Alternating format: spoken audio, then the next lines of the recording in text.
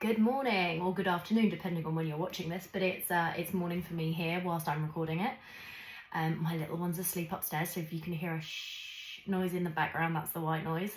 But I wanted to do a walkthrough or a quick walkthrough of all of the contents of the Crafty case box so that you can get a feel for it, see what it's like, and then if you have any questions, just pop them on our socials or go on our website and fill in one of the contact us forms and I would be happy to answer them. So when you get your Crafty case, you get this little introduction card from me, which just sort of explains how the Crafty case came about and what it's all about.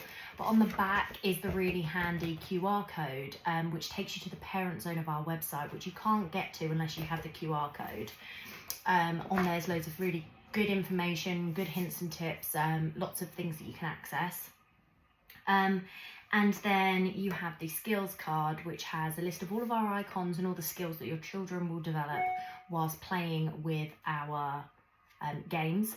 And there's also some indication icons here as to what age range that the games are suitable for. So for them, again, head to the parent zone and you'll be able to check all of that information out. So starting with the first box, we have the scissors one. So this is called the scissors one as opposed to the scissors game. So all the other games are the something game, but this is the scissors one because nothing with scissors is a game. And so in the box you get some serrated scissors so that they're safer. It's not sharper. It's not a completely sharp blade. And you have card that your little one can cut. So you've got zigzags and straight lines. This is practicing scissor skills.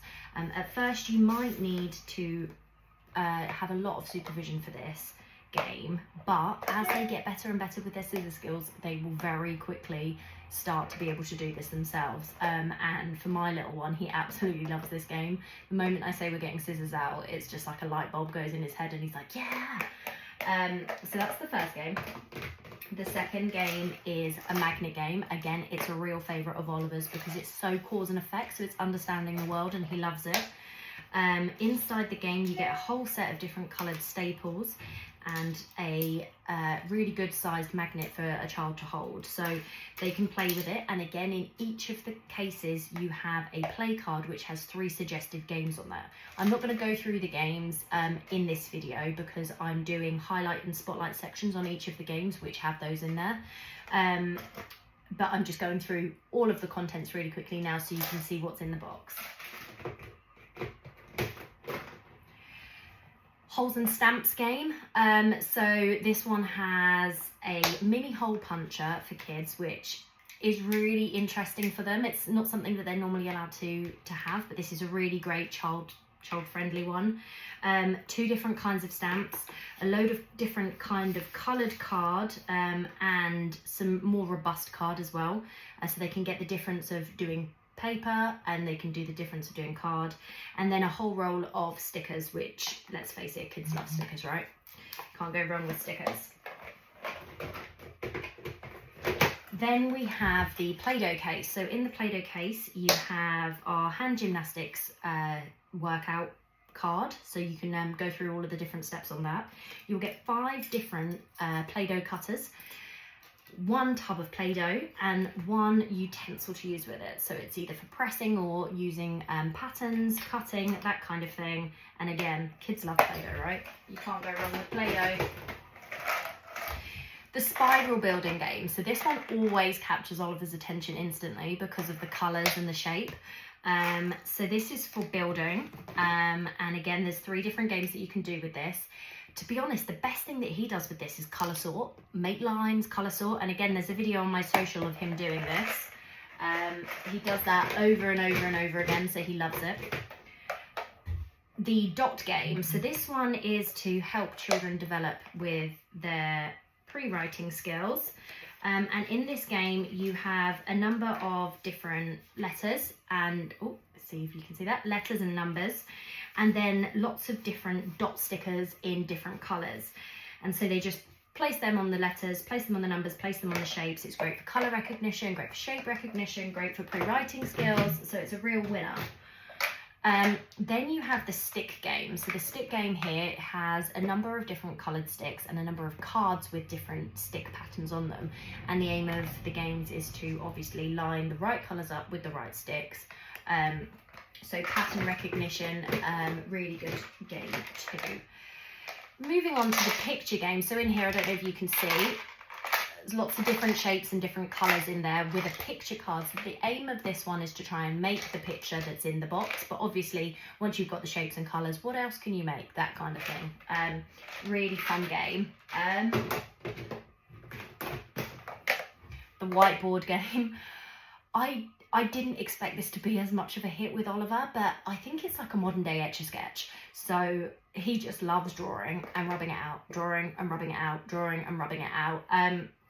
And so I had to include something like that in there. So you get 2 different coloured pens, 2 different mini boards so that you can do, I'm doing this line, you copy, and a slightly bigger whiteboard as well for them to draw on. The dice game. Oliver loves anything with a dice. We have so many of the Orchard toys. I don't know if you guys have them, but the Orchard toys games, and he absolutely adores playing with any of them that have dice. You've got sticks and you've got counters. So again, supervision with the counters just because they are slightly smaller, but Oliver is 3 and he's been playing with them since he was about 2.5, and he's been fine. So yeah, really good game, really good for counting, really good for numeracy skills. It's those pre-mathematics. The puzzle game. So in here you have 5 different puzzles, mainly all fruit and veg, but you can get animals and you can get vehicles in there. So this is just a simple puzzle. It's to keep them entertained. 2 pieces, so it's really super simple for younger children as well.